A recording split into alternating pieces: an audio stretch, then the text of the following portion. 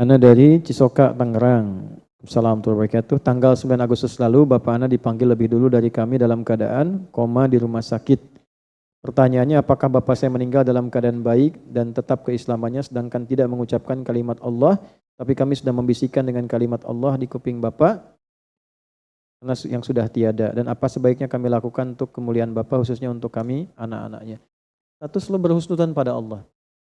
Kalau Allah sudah titipkan sakit, misalnya koma, tidak bisa melakukan apapun.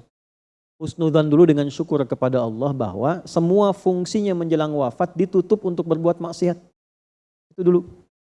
Terima kasih ya Allah yang Engkau cukupkan ayah kami dalam keadaan saat ini untuk menerima kebaikan saja dan Engkau tutup fungsi-fungsinya dari perbuatan maksiat. Sehingga lisannya tidak berkata yang salah lagi, matanya tidak berkata yang salah lagi sebelum ia wafat.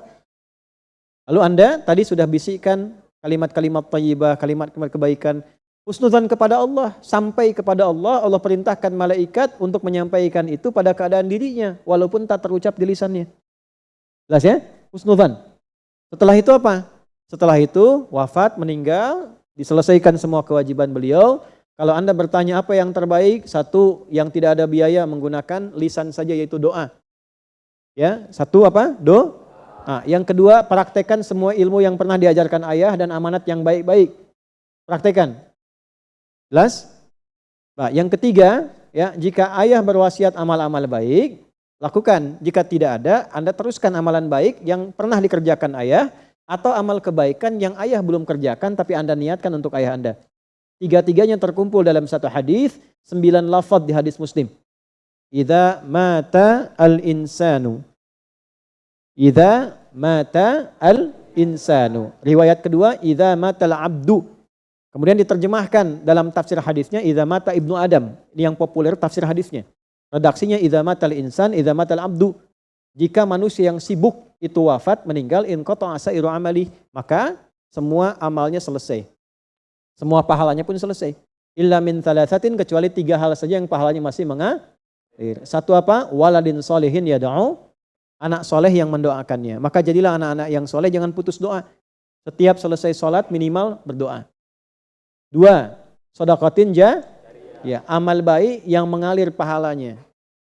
Ya, jadi apa itu? Kalau ayah punya amal baik yang sudah ia kerjakan dalam hidup, misalnya pernah ikut renovasi masjid. Ya, selama orang sholat di situ beliau dapat pahalanya. Nah, ini yang saya maksudkan. Kalau tidak ada yang ditemukan amal begitu, Anda niatkan. Misalnya beli mushaf, simpan di tempat penghafal Quran, niatkan untuk ayah. Ya, tidak harus Anda kasih foto ayah misalnya di mushafnya. Ya, tidak harus demikian, cukup Anda niatkan. Ya, kemudian dengan izin Allah, ya harapkan cahayanya, kebaikannya sampai kepada beliau. Jelas sampai sini? Ya, ada yang umrah misalnya, ada yang haji menjadi badal, itu boleh dilakukan.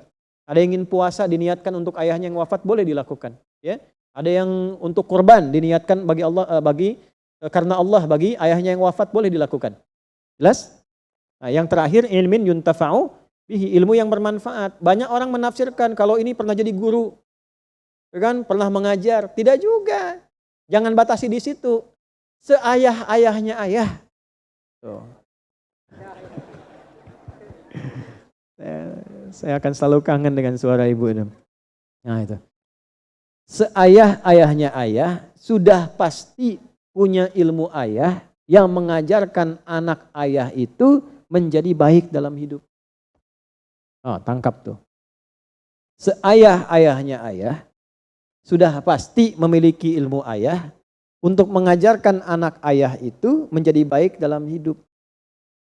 Ayah pernah minta Anda sholat? Sholat nak? Pernah? Pernah diajarkan jujur? Pernah? Pernah diajarkan baik? Pernah? Pernah diajarkan jangan berkata kasar? Pernah? Ketika Anda praktekkan itu, diniatkan kepada Allah untuk ayah Anda, seketika pahala mengalir untuk ayah. Gitu.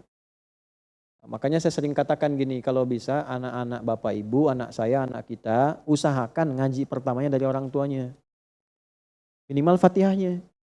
Ya, ketika meninggal anak itu baca Fatihah, setiap baca dalam sholat itu jadi cahaya di alam kubur untuk ayah andanya. Usahakan pernah di lisan kita itu membimbing anak. Nah, itulah ilmin yuntafa'u bihi. Ingat, makanya kalau sudah dapat Quran, Ya, saya selalu katakan pada anak-anak kami di pesantren juga di sekolah, ya, terutama ayahnya yang sudah meninggal, kalau kangen tuh baca Quran. Atau sehari kalau ada nggak sholat tuh ingat, nggak jadi cahaya buat orang tua. Nah, itu yang membuat kita semakin rajin meningkatkan ibadah itu ya. Insya Allah, insya Allah.